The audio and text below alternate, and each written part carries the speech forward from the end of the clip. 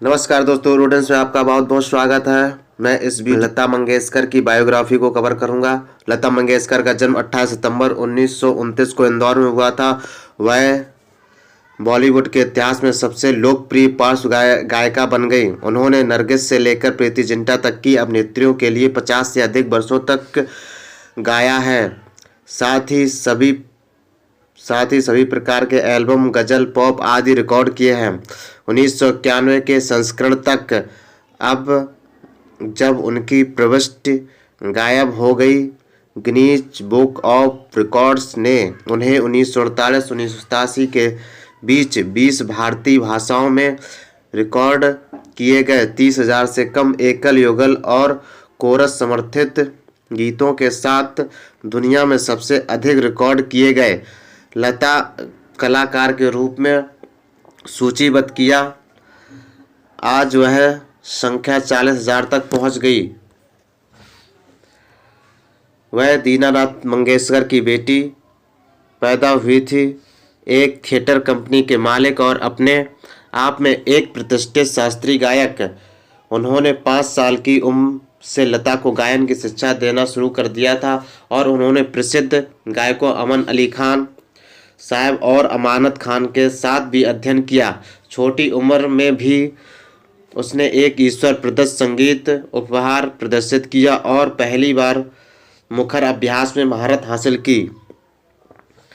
विडंबना यह है कि अपने कद के किसी व्यक्ति के लिए उन्होंने बॉलीवुड में गलत समय पर प्रवेश किया। 1940 के दशक के आसपास, जब नूर जहां और शमशाद बेगम जैसे भारी नाक वाले बास गायक थे शैली में थे, उन्हें कई प्रोजेक्ट से रिजेक्ट कर दिया गया था क्योंकि ऐसा माना जाता था कि उनकी आवाज़ बहुत ऊंची और पतली थी। उद्योग में उनके प्रवेश की परिस्थितियां भी कम अशुभ नहीं थी। 1942 में उनके पिता की मृत्यु हो गई। उनके परिवार का समर्थन करने के लिए आय अर्जित करने की जिम्मेदारी बन उन पर आ गई और 1942 और 1948 के बीच उन्होंने हिंदी, मराठी में 8 फिल्मों में अभिनय किया।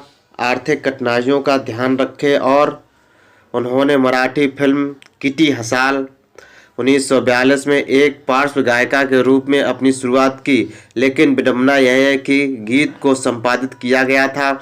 हालांकि 1948 में उन्हें फिल्म मजबूर 1948 में गुलाम हैदर के साथ बड़ा ब्रेक मिला और 1949 में उनकी 4 फिल्में महल 1949, दुलारी 1949, बरसात 1949 और अंदाज 1949 वे सभी 4 हिट बन गए।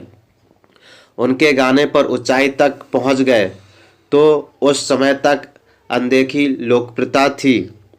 उनके असमान रूप से उच्च स्वर वाले गायन ने उस दिन की भारी नाक की आवाज़ों की प्रवृत्ति को पूरी तरह से अप्रचलित कर दिया और 1 साल के भीतर उन्होंने पार्श्व गायन का चेहरा हमेशा के लिए बदल दिया। अपने तिहरे हमले से कुछ हद तक बचने के लिए केवल 2 निचले स्तर के गायक गीता दत्त और शमशाद बेगम थे। उनकी गायन शैली शुरू में नूरजहां की याद दिलाती थी, लेकिन उन्होंने जल्द ही उस पर काबू पा लिया और अपनी विशिष्ट शैली विकसित की। उनकी बहन आशा भोसले भी 1950 के दशक के अंत में आया था और उनमें से 2 1990 के दशक तक। उनकी बहन आशा भोसले भी 1950 के दशक के अंत में आई थी और उनमें से 2 1990 के दशक तक भारतीय पार्श्व गायन की रानियां थीं। उनकी आवाज़ में एक विशेष बहुमुखी गुण था, जिसका अर्थ था कि अंततः संगीतकार अपने रचनात्मक प्रयोगों को पूरी तरह से बढ़ा सकते थे। यद्यपि उनके सभी गीत किसी भी संगीतकार के तहत तत्काल हिट थे, यह संगीतकार सी रामचंद्र और मदन मोहन थे। उन्होंने उनकी आवाज़ को सबसे मधुर बनाया और उनकी आवाज़ को किसी अन्य संगीत निर्देशक की तरह चुनौती दी। 1960 और 1970 के दशक ने उसे ताकत से ताकत की ओर जाते देखा। यहाँ तक कि आरोप भी थे कि वह पार्श्व गायन उद्योग पर एकाधिकार कर रही थी। हालांकि 1980 के दशक में उन्होंने विदेशों अपने शो पर ध्यान केंद्रित करने के लिए अपना काम का बोझ कम कर दिया। आज लता अपनी लोकप्रियता में अचानक पुनरुत्थान के बावजूद बहुत कम गाती थी, लेकिन आज भी हिंदी सिनेमा की कुछ सबसे बड़ी हिट, जिनमें दिलवाले दुल्हनिया ले जाएंगे 1995, दिल तो पागल है 1997 और वीर जारा 2004 शामिल हैं, में उनकी शानदार आवाज़ है। कोई फर्क नहीं पड़ता कि किसी भी पीढ़ी में महिला पार्श्व गायिका टूट जाती है, वह लता मंगेशकर की कालातीत आवाज़ की जगह नहीं ले सकती। वह आइकन से परे एक आइकन है, लेकिन आज वो हमारे बीच में नहीं रही। हिंदी सिनेमा जगत के लिए रविवार की सुबह एक बेहद दुखी कर देने वाली खबर लेकर आई। महान गायिका लता मंगेशकर का निधन हो गया। खराब स्वास्थ्य की समस्या से जूझ रही महान गायिका लता मंगेशकर का रविवार की सुबह 92 वर्ष की आयु में निधन हो गया। उनकी बहन उषा मंगेशकर ने यह जानकारी दी। वह पिछले करीब 1 महीने से मुंबई के ब्रीच कैंडी अस्पताल में भर्ती थी। जानकारी के अनुसार 8:12 पर उन्होंने अंतिम सांस 8 जनवरी को वह कोरोना संक्रमित हुई थी।